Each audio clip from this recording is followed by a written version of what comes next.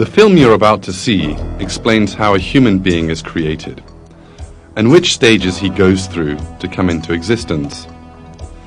This film is about you.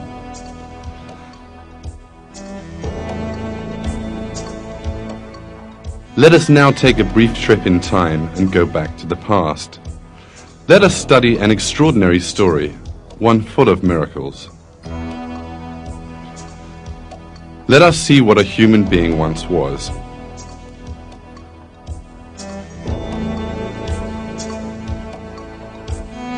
A single cell in the mother's womb. A helpless thing in need of protection, smaller than a grain of salt. You too once consisted of this single cell, just like everybody else in the world.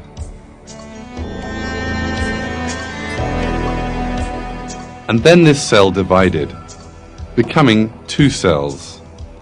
Then they divided and became 4, then 8, and then 16 cells. The cells continued dividing. First a piece of flesh emerged, then this piece of flesh took shape. It developed arms, legs, eyes. It grew 100 billion times larger than the initial cell and 6 billion times heavier.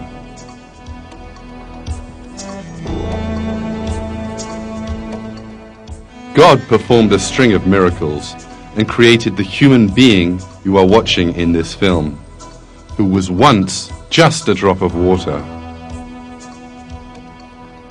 He revealed to man how he created him in the Qur'an in these words.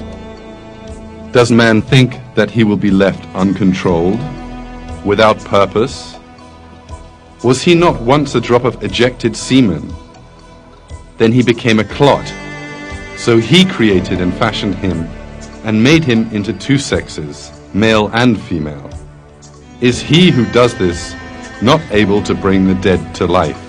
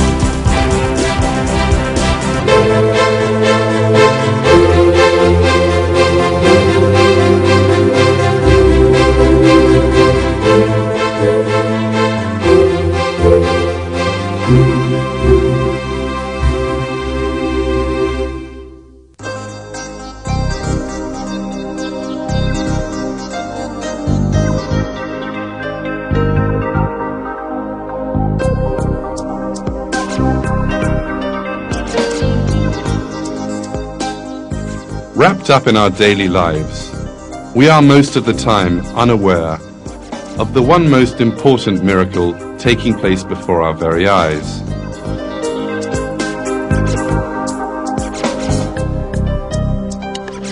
This miracle is the miracle of creation in human beings. The first miracle of creation begins in a woman's body, in the organ called the ovary, with the maturing of a single egg cell.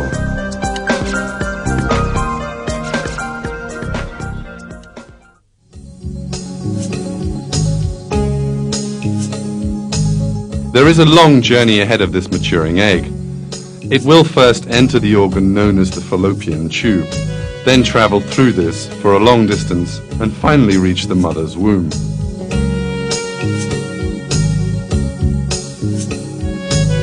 Shortly before the mature egg is released from the ovary, the fallopian tube gets ready to catch it. With sensitive movements, it tries to locate this egg cell on top of the ovary. As a result of this search, the fallopian tube finds the maturing egg and pulls it into itself, and the egg's journey has begun at last.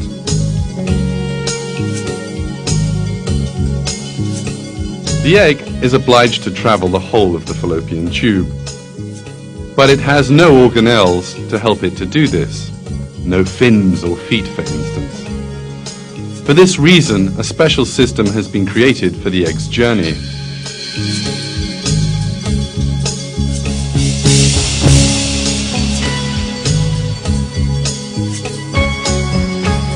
Billions of cells on the inner surface of the fallopian tube have been charged with ensuring the egg reaches the womb.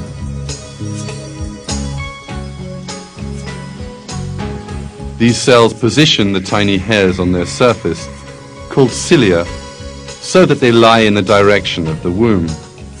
In this way, they send the egg cell in the correct direction, as if passing a very valuable item from one hand to the next.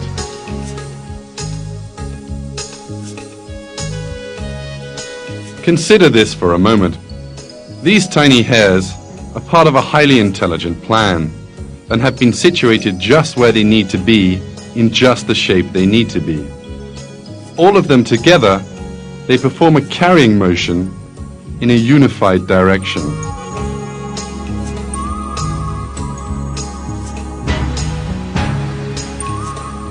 If one part of these cells did not carry out their function, or if they performed their function in different directions, the egg would not reach its target and birth could not take place. God's creation, however, is flawless, and every cell carries out the task assigned to it without error. In this way, the egg cell progresses straight to the place which is being specially prepared for it, in other words, the mother's womb. But the egg cell, being so carefully carried, has a lifespan of only 24 hours. If it is not fertilized within this time, it will die. It needs a vital material in order to be fertilized: the sperm, which will come from the male body.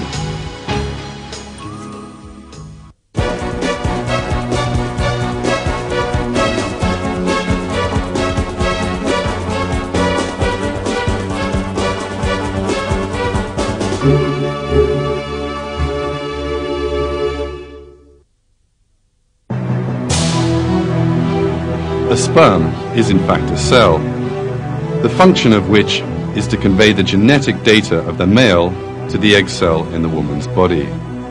When it is examined closely, sperm looks just like a machine specially designed to carry this load. The front of the sperm is covered with armor. There is another layer of armor under the first, and under this second layer lies the cargo carried by the sperm. In this cargo are 23 chromosomes belonging to the male.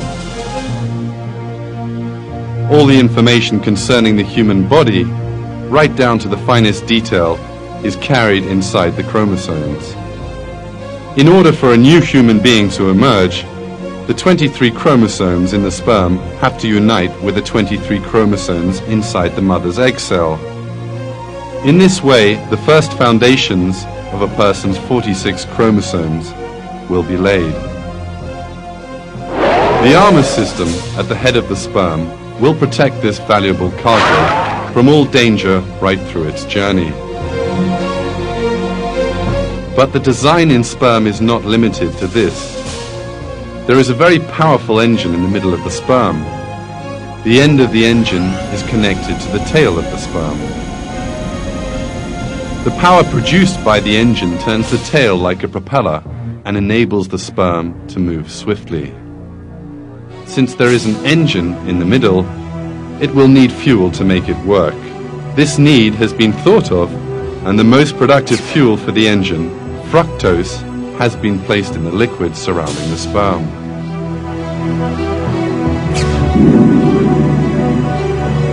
In this way, The fuel for the engine is provided throughout the length of the journey it will undertake.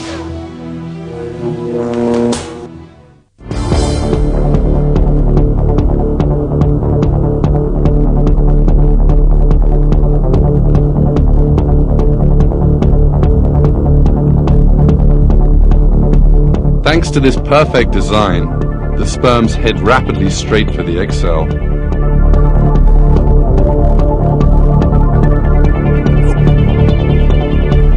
When the length of the sperm and the distance traveled are considered, it emerges that this is relatively as fast as a speedboat.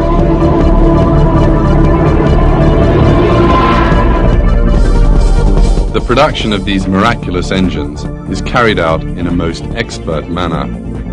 Inside each of the testicles, the sperm production centers, there are microscopic tubes of a total distance of around 500 meters long.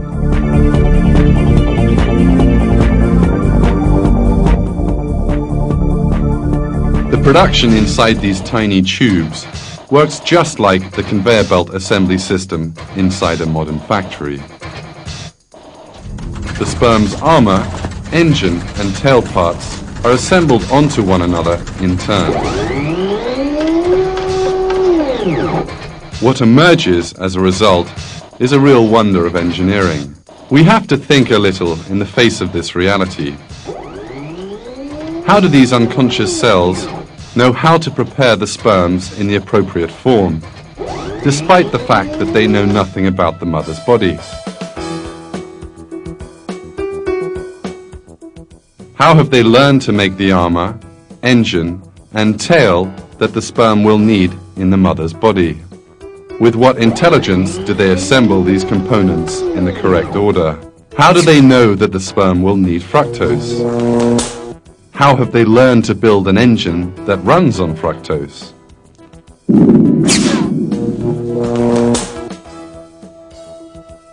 There is but one answer to all of these questions.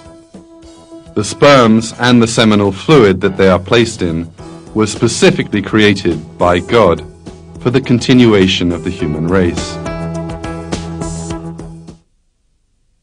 Husule gelmiş olması gerekir. Halbuki şöyle bir düşünürseniz, sperma hücreleri baba organizmasında yapılmaktadır. Görevleri ise anne organizmasında husule gelmektedir. Ve dünya kurulalı beri, yani insanlık aleminin tarihinde hiçbir sperma yaptığı görevden sonra, anne organizmasındaki görevinden sonra baba organizmasına tekrar dönüp kendisini yapan hücrelere neler yaptığını, hangi güçlüklerle karşılaştığını, görevinin ne olduğunu söylemek imkanına sahip değildir.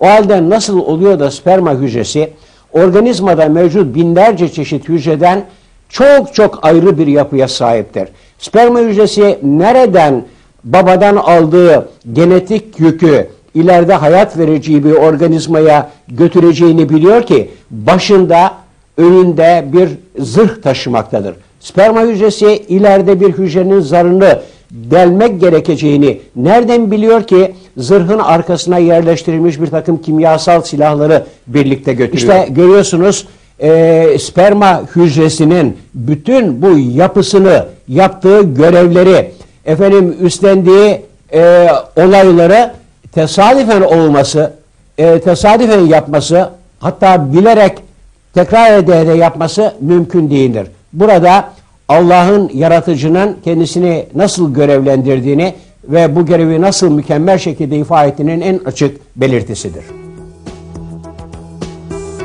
This wonderful planning in the design of sperm is in itself a miracle of creation. In fact, God draws special attention in the Qur'an to the creation of the seminal fluid in which the sperms exist.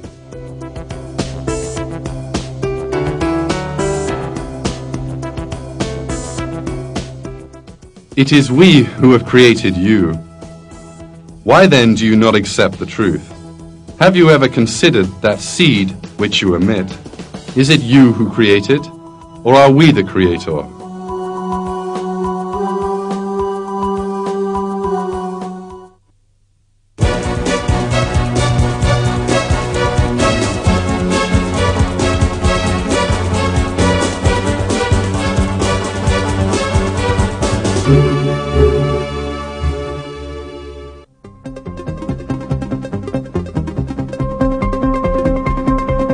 Some 250 million sperms at a time are sent to the mother's womb. This number is deliberately kept high because as soon as the sperms enter the mother's body, they find themselves facing lethal dangers.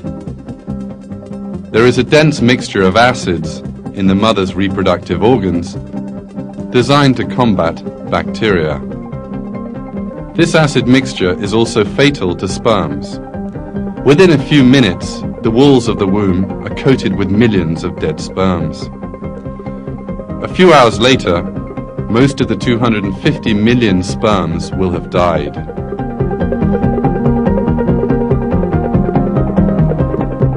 This acid compound, which is most important for the mother's health, is so powerful that it can comfortably destroy all the sperms that enter the womb.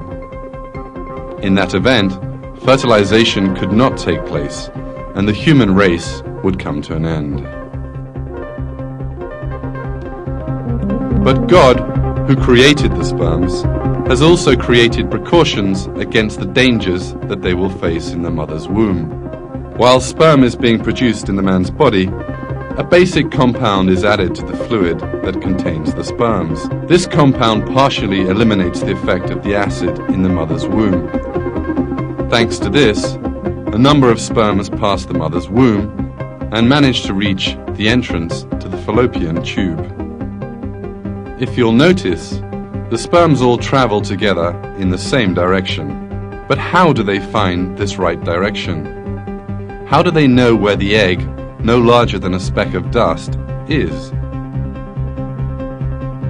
The sperms find the way to the egg because another perfectly created biological system comes into action.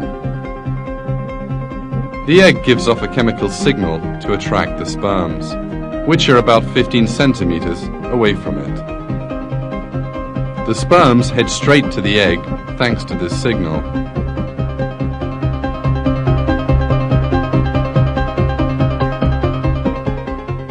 In short, the egg cell, which knows nothing about the sperms and has never come into contact with them before, calls them to it. Two cells, perfect strangers to one another, engage in communication.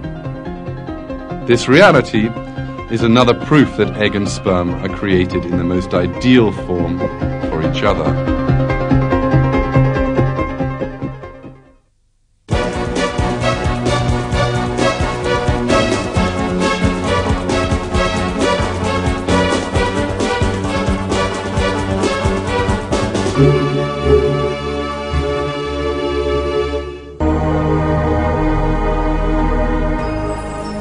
Finally, around 100 sperms manage to reach the egg. Yet the race is not yet over, because only one sperm will be allowed inside the egg. So another race begins. There is one particularly important obstacle confronting the sperms. This is a hard protective layer surrounding the egg, which kills off any unwanted microorganisms that may approach it. It is also extremely difficult to penetrate. In order to overcome this obstacle, special systems again are created in the sperm. Underneath the armor in the sperm's head, it houses secret weapons, which it has so far concealed. These are tiny dissolving enzyme sacs. These little sacs make a hole in the protective layer by dissolving it, and the sperms can then enter this layer. While the sperm is moving ahead inside the layer, the armor at the end gets worn away, eventually falling apart.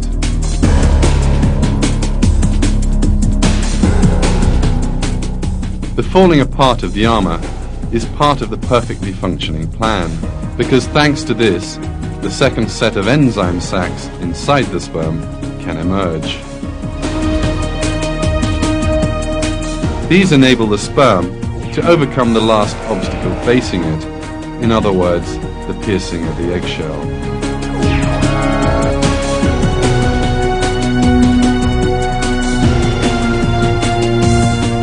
You are now looking at pictures taken by an electron microscope. The sperm has red-colored armor. This armor melts away, and the sperm enters the egg through its shell.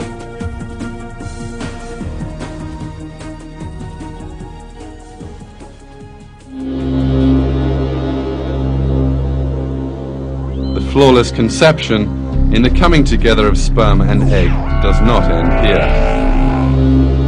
As soon as the sperm reaches the eggshell, yet another miracle takes place.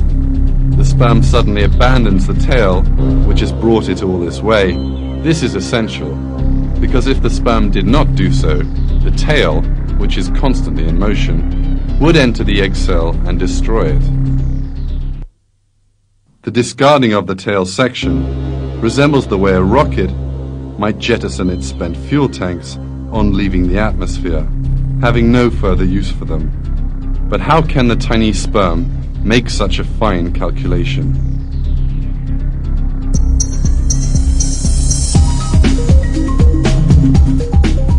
In order for the sperm to be able to make this calculation, it has to know that it has come to the end of its journey and therefore has no further need for its tail. But a sperm is an unconscious biological machine which has no intelligence and is not able to perceive its surroundings. God, who creates sperm, created it together with a system that enables the tail to fall off at just the right moment.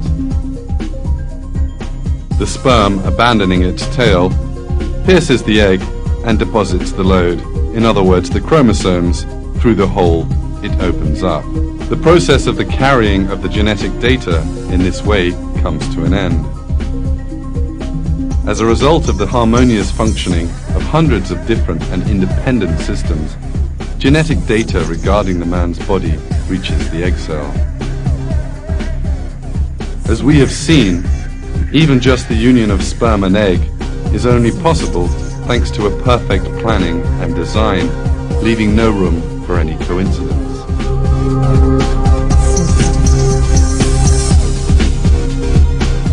Even if people are not aware of it, the intelligence and planning seen in every part of these events are clear proofs that human beings are created by God.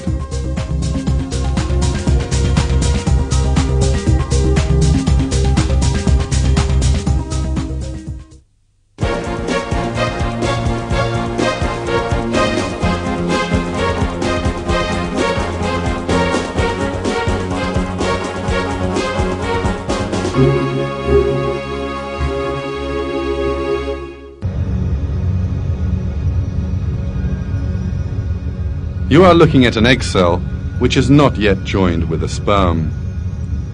The genetic data of the sperm and the egg are side by side. But one of the greatest miracles in the world is about to happen.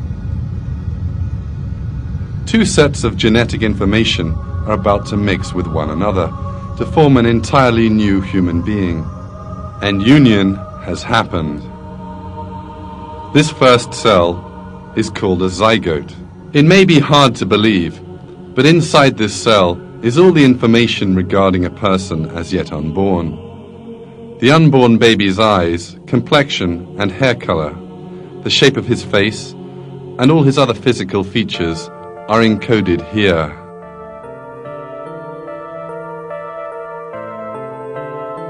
And it's not just his appearance, but also his skeleton, internal organs, skin, veins, and even the shape and number of the blood cells circulating in those veins, and all the other details of his body that are determined here. Everything is determined and written in this cell, from a person's features at age 7 to his features at age 70.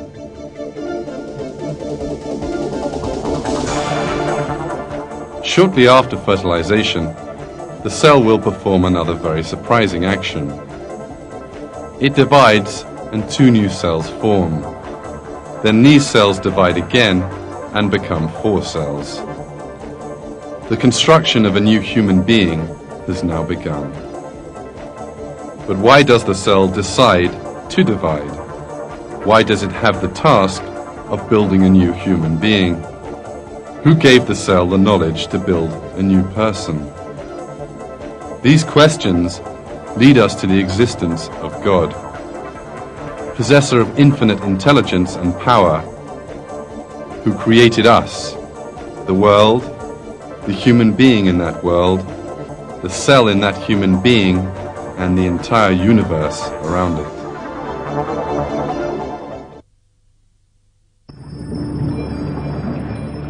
At this moment, you're seeing the journey inside the fallopian tube of the constantly dividing and multiplying cell.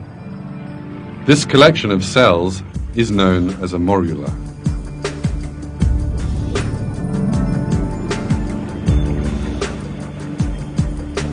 As the cell cluster divides and multiplies, another astonishing thing happens.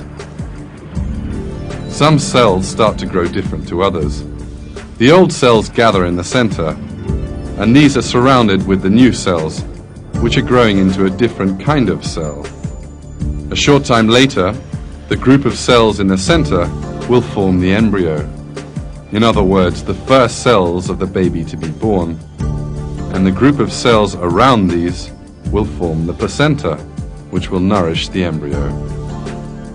Cells beginning to grow different from one another and deciding to form the embryo or the placenta is accepted by the world of science as a great miracle. There is a secret order which makes these cells do this.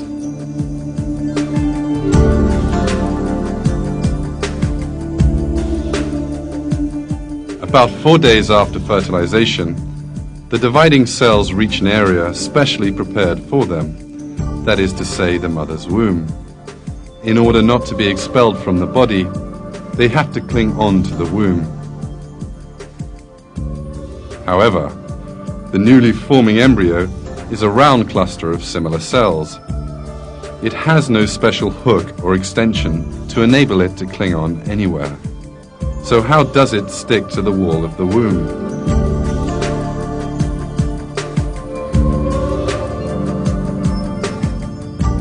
This too has been taken into account. When these cells reach the wall of the mother's womb, a special system goes into operation. What you're now seeing is a cell cluster which has just reached the mother's womb, seen now under an electron microscope. The cells on the very outside give off a special enzyme which dissolves the womb wall.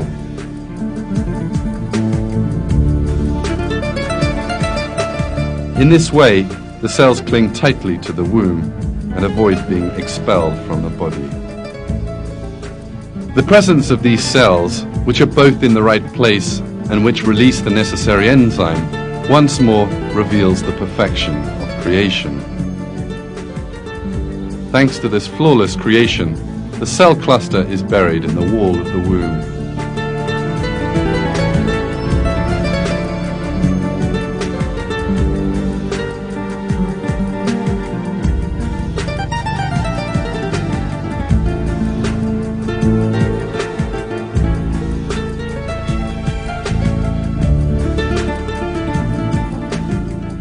This new living creature, which sticks to the womb and begins to grow, is now known as an embryo.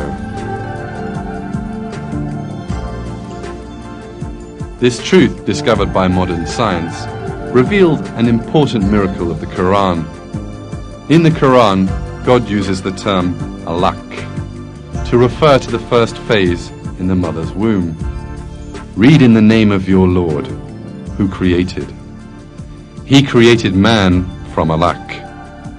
Read, and your Lord is most honorable. Alaq, in Arabic, means a thing which holds on to somewhere. The word is even used in describing certain parasites which stick to the skin and suck blood.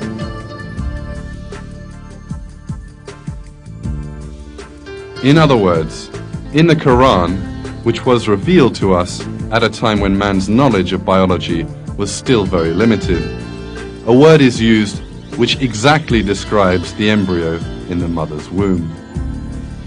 This proves once more that the Quran is the word of God.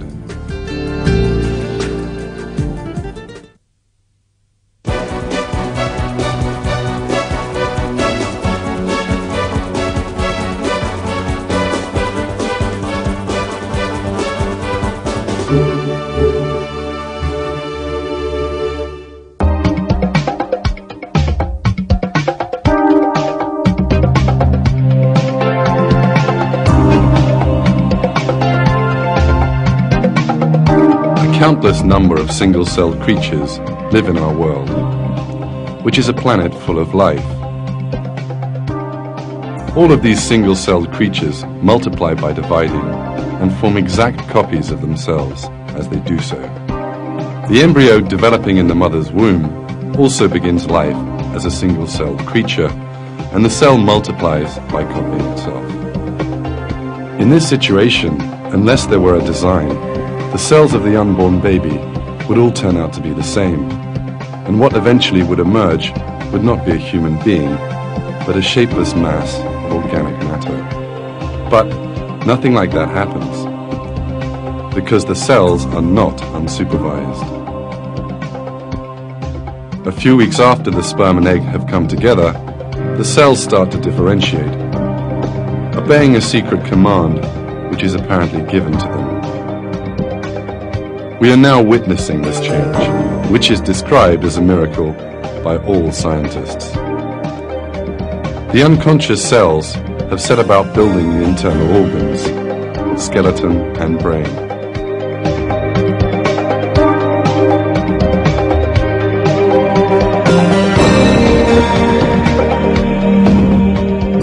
Brain cells have begun to form in these two small gaps.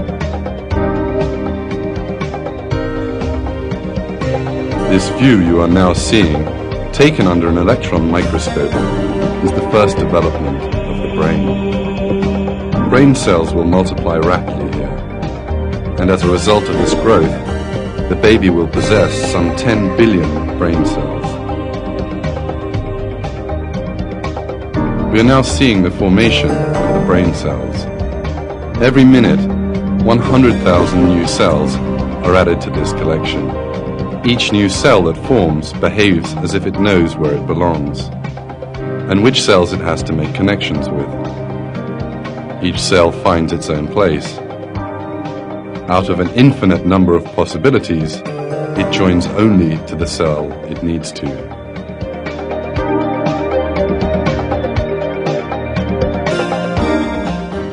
There are 100 trillion connections in the human brain. In order for brain cells to be able to make these trillions of connections properly, they need to demonstrate an intelligence far superior to that possessed by humans. However, cells have no intelligence at all. And not just brain cells. Each of the dividing and multiplying cells in the embryo heads from the place where it first formed straight to the point it has to occupy, and each one finds the place designed for it. And here, whichever cells they have to form connections with, they also do. So who is it who makes these cells, which have no awareness, follow this intelligent plan?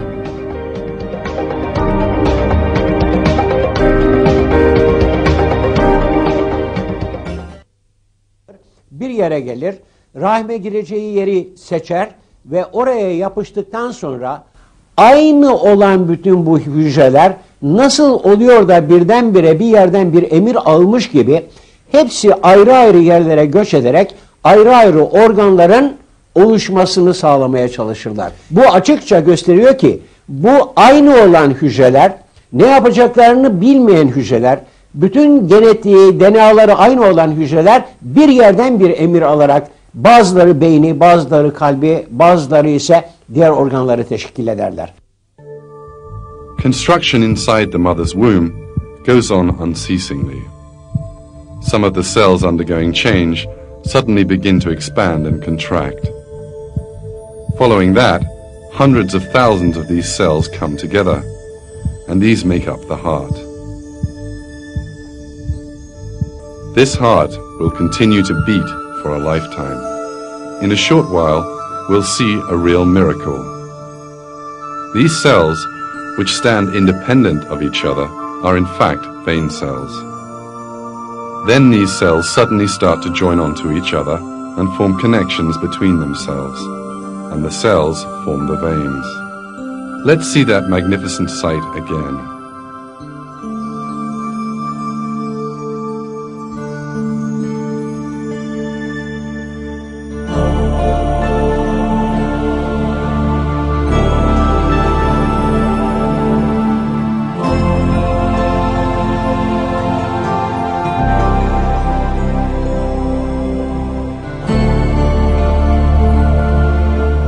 How have these cells learned that they have to form a vein, and how can they do it?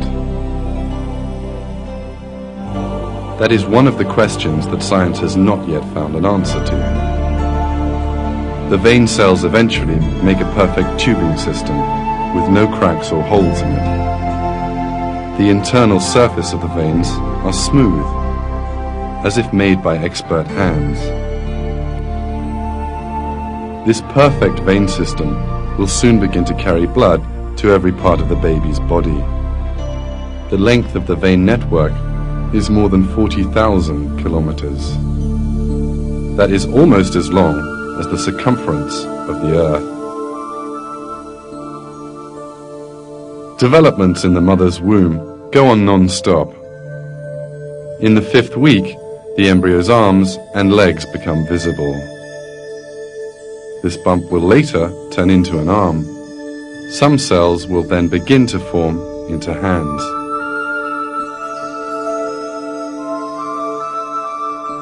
But in a while, some of these cells will do a most surprising thing.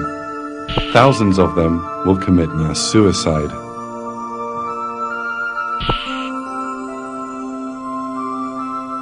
Why do these cells kill themselves?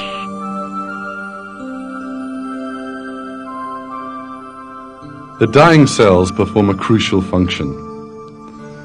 The bodies of these cells, which die along a specified line, are necessary for the formation of fingers. The remaining cells begin to eat the dead ones, and empty spaces appear in these regions. These empty spaces are the gaps between the fingers. Why do these cells make such a sacrifice? How is it that a cell can kill itself so that the baby can have fingers in due course?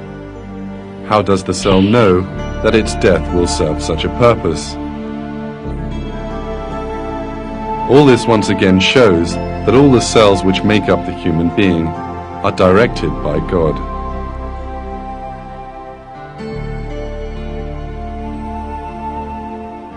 At this point, some cells have started to make legs. The cells cannot know that the embryo will need to walk in the outside world. But still, they make legs and feet for the embryo.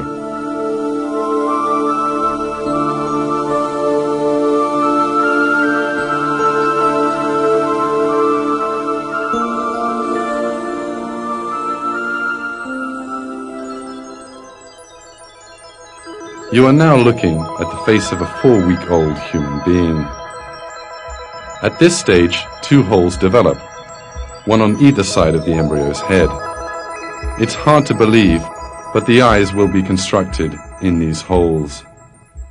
Development of the eyes starts in the 6th week. The cells operate with an unbelievable plan for months, and one by one form the different regions of the eyes. Some cells build the cornea, some the pupil, and others the lens. Each cell stops when it reaches the limit of the region it has to build. And the eye, which consists of some 40 different components, is constructed flawlessly.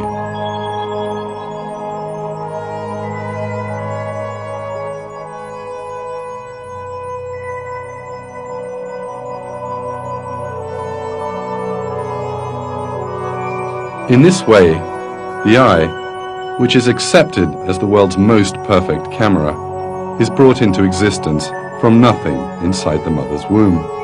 It has been borne in mind that the person to be born will open his eyes to a world full of color, and an eye has been built which is ideally suited to its perception.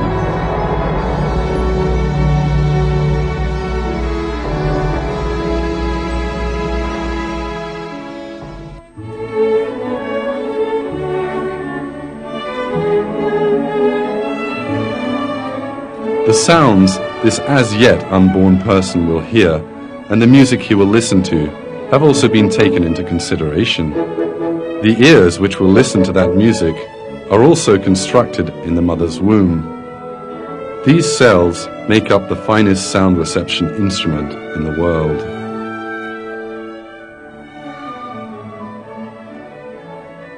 These scenes remind us once more that sight and hearing are in fact great blessings that God has bestowed upon us.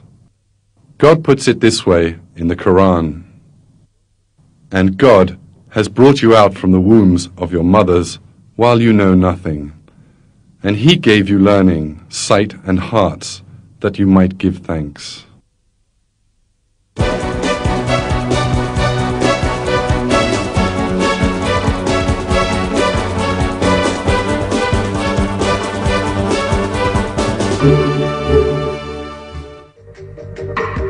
All the information that we have so far given regarding the development of the embryo in the mother's womb has emerged from scientific research in the last 30 to 40 years.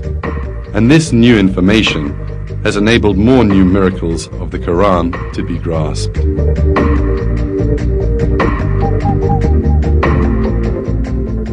Until quite recently, it was thought that the bones formed at the same time as the muscles. But the latest research has revealed a truth that human beings were unaware of. First, bone tissue develops in the embryo, and then muscle tissue forms around the bones.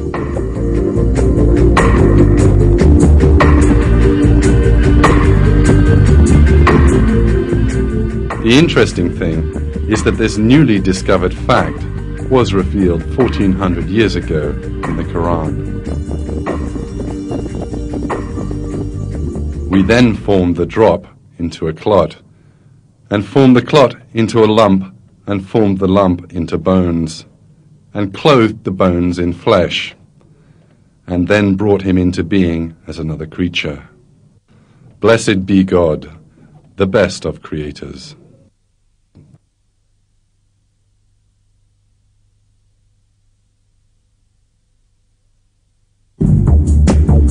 On the other hand, scientific research into birth has shown that the baby goes through 3 stages in the mother's womb.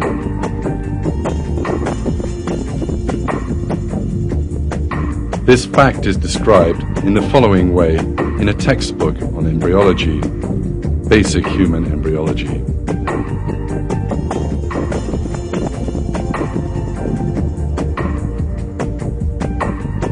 Life in the womb goes through 3 phases: pre-embryonic, the first 2.5 weeks, embryonic, up to the end of the 8th week, and fetal, from the 8th week to birth. This information, which was come by with the use of modern technology, the result of long years of research, was nevertheless given in the Qur'an some 1400 years ago. These 3 phases in the mother's womb are announced in the Qur'an in this way: He creates you stage by stage in your mother's wombs in a 3-fold darkness. That is God, your Lord. Sovereignty is His. There is no God but Him. So what has made you deviate?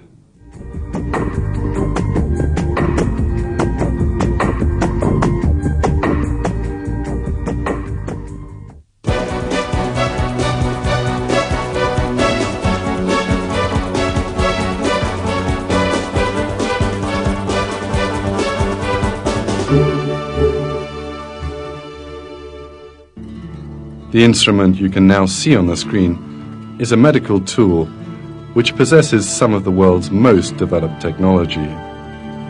It is a life support system which people in intensive care are linked up to. But this entire room full of high technology pales by comparison to another far more developed system of biotechnology.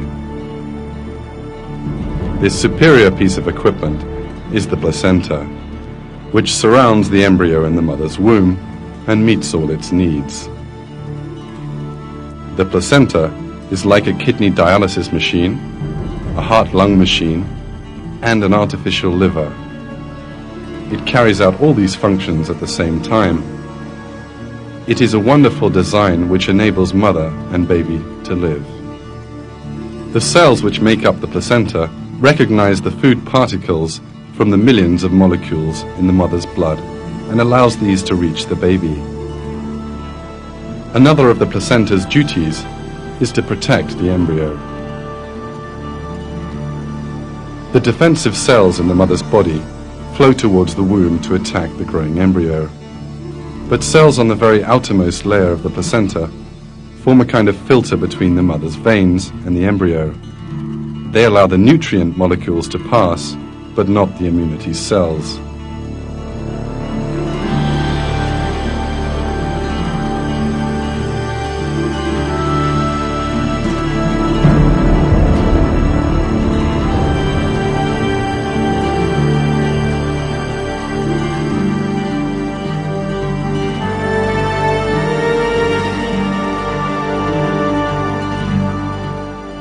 If the job of taking care of the growing embryo's needs had been given to a human being and not the placenta, then the embryo would not survive more than a few minutes.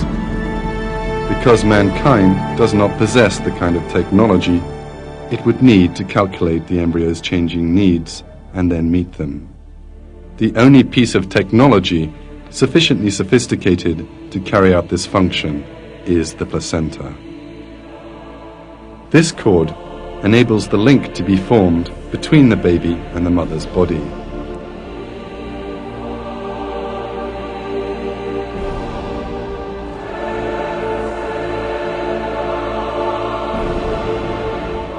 This cord, which is cut and thrown away after birth, is in fact a true wonder of engineering and carries out vital tasks for 9 months.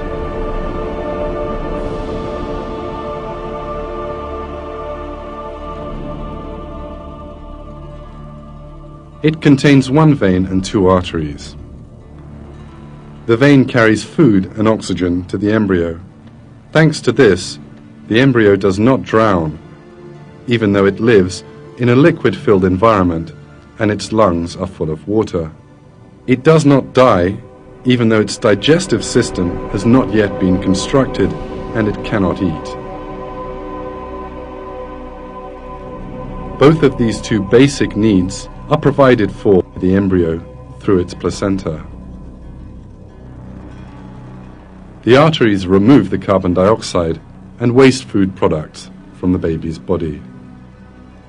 Neither the mother nor the embryo growing in her womb are aware of these systems and processes.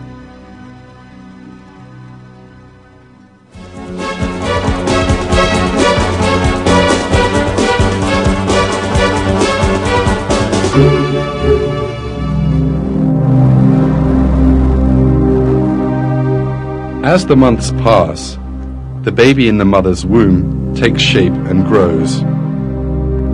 It becomes ready to step into the outer world. The time has now come for the final stage, birth. But there is a great deal of danger for the baby waiting in the mother's womb. The baby will be born by passing through the mother's womb and between her pelvic bones, posing a great threat to the unborn child. During birth, the baby's head will be squashed in these narrow areas, and its skull will come under pressure. But here again, a special precaution has been taken to protect the baby's health. The bones in the skull of the newborn baby are soft. Furthermore, unlike those found in adults, the bones which make up the skull are not fused together.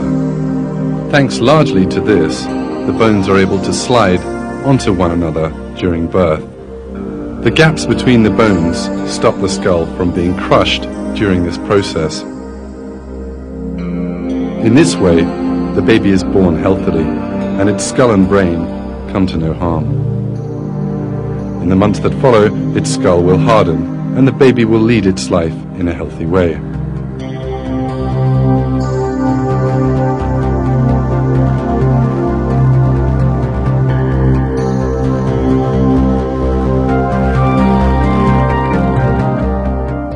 The stages of development that have been recounted throughout this film have happened to every human being in the world. Everyone was hurled towards the womb as a sperm cell joined with the egg, thanks to the specially created conditions there, and then began life as a single cell. Even before they had the slightest idea of their own existence, God gave their bodies shape and created a normal human being from a single cell. It is the duty of everyone in the world to consider this fact.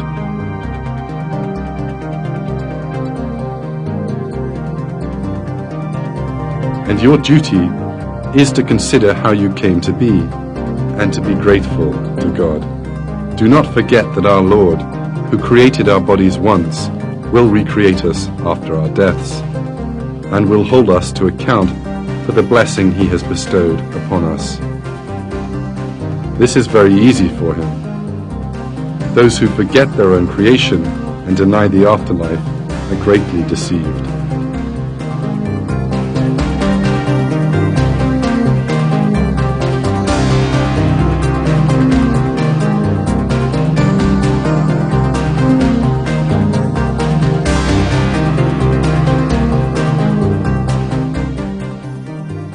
God speaks of these people in the Qur'an.